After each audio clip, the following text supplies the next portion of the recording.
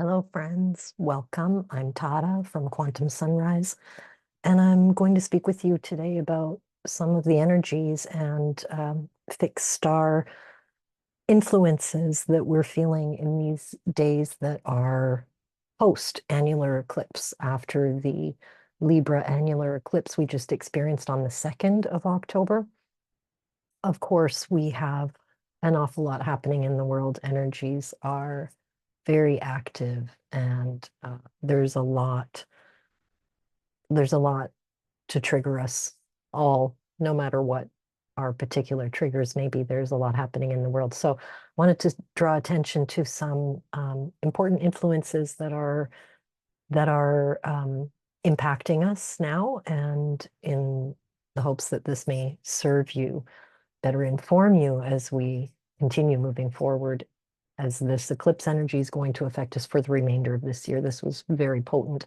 Um, so we have a grand water trine, which was exact in the past day or two. It's now opening up somewhat. However, this energy is very potent, and so I'm going to draw some attention to this. Despite the fact it's no longer exact today, we will still be feeling this energy, or you may, relate to this, and I hope find this helpful. And water trine between Venus in Scorpio, Saturn in Pisces, and Mars in Cancer. The energies of this grand trine are further impacted or enhanced is the better word for this, with Venus having been conjunct the fixed star Crux in the Crux constellation. Aside from Venus in Scorpio being engaged in looking very deeply at what it is that has motivated us, where we have been unaware of something really upsetting to us, maybe starting to key in on this. This Venus in Scorpio is considering what we love, how we love, and examining some of the more detailed aspects of this. And maybe we want to make some kind of a different choice. Maybe our energy hasn't been balanced in those exchanges. Balancing, being aided, working in partnership. This trine, everything is continuing to flow. The energy is moving. That energy is effortless. Hence a good reason why we can be aware of this, so that this energy doesn't just sort of get us caught up in it without being aware and understanding and being an active participant in co-creating how it is that we're manifesting our days. So Venus is working in cooperation with Mars in Cancer. Mars in Cancer is feeling quite a bit slower than usual to move to action, and is being quite detail oriented. Mars was conjunct Sirius A and opposite Vega. Um, this is a very detail oriented energy, a slowing down, also protective. So in this way, this harmony of working with Venus is like, wait, okay, where is there something where I haven't been maybe respecting my own energy? I've been allowing this to leak out or be drawn from me without conscious intention.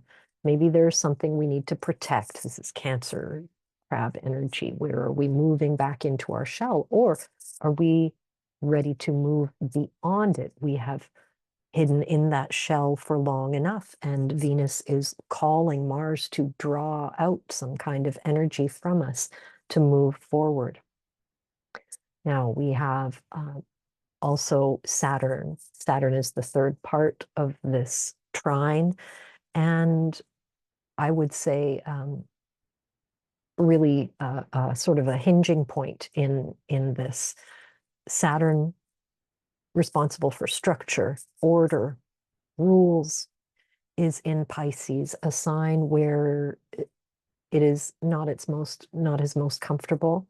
This is a very nebulous kind of energy, spiritual energy, much more willing to go beyond the boundaries that Saturn would like us to impose. Now, in this trine, this effortless flow of energy between Saturn, Mars, and Venus, Saturn is conjunct the fixed star Acrinar, and still is. Saturn being slower moving, this conjunction remains active for a longer period.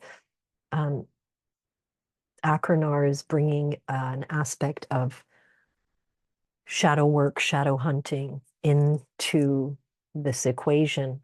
So very much in this same theme of looking at what's hidden, what have we not been consciously aware of, what may have been what we may have been protecting or failing to protect, and in which way would we like to choose how to engage with this as we continue moving forward, whatever these triggers may be. Again, take this in the context of what's happening in the world and in your life.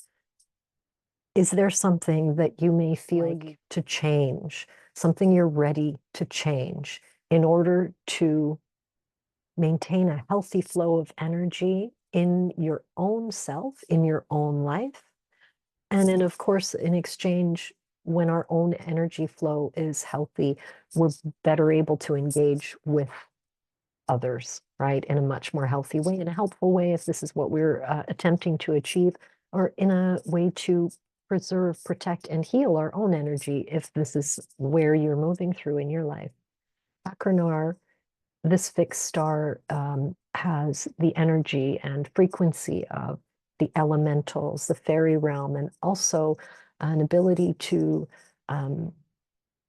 see through falsehoods, identify timelines and ways of being, identify the energy, and to be able to discern what is helpful, what is truthful, what is timely, and what is not, what may be regressive, restrictive, illusory, deceptive. This grand water trine is calling on us individually to make this evolutionary shift. If you're already feeling this ability present with you, then to expand this, or to fine tune it, to apply it in a way that's helpful. This exacting sort of energy is there.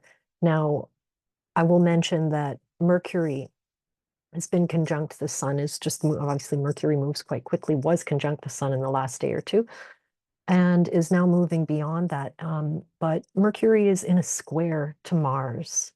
And so be aware of where our communication may tend to be out of balance by instinct. So as Mars brings something into our awareness that we'd like to shift, and Mercury is moved to communicate that change, what it is that we're either no longer willing to do, or what it is that we are going to do now, and how this change might be affecting others as we engage.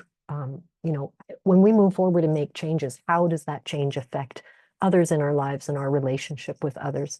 And so Mercury in Libra, giving some energy there and attentiveness to ensuring that we're communicating in a healthy way, in a loving way. That doesn't mean that it will be gentle and easy, but being intentional with how it is that we communicate, what we choose to engage with, and respecting that Black Moon Lilith remains at 10 degrees Libra. This was the point of the annular eclipse that we had on the 2nd of October, and this energy remains very, very active. This is this reaching deep down into the underpinning of what it is that we know. Consider this in the sense of your own self, your own being, and also most definitely in the collective. What is there underneath the foundations of our understanding collectively that is being drawn out and called out into the light. Like stirring a still puddle that may seem like it's pretty clear, but once you move that water around, and this is a grand water trine, all of the mud that's down at the bottom of that puddle is shifted and the water's become murky and, we can't see anymore. So the greatest importance here is to find the balance internally within yourself. Be aware of how it is that you would like to engage and what your intention is when engaging with the outside, with others, to communicate what you feel is necessary, and then being solid and prepared to move forward, regardless of how the rest of that may seem. This may, a lot of apple carts will be upset, knowing and feeling confidence in our own choices from a heart-centered place of unity within ourselves is going to help us navigate the choppy waters, the muddy puddles, as we continue to move through the rest of October, through Libra season, and into the remainder of the year. I'm sending you so many blessings. I hope this information is helpful for you. And if you're interested in receiving some insights into your own natal chart on galactic perspectives on this, please reach out. quantumsunrise.ca. Thank you.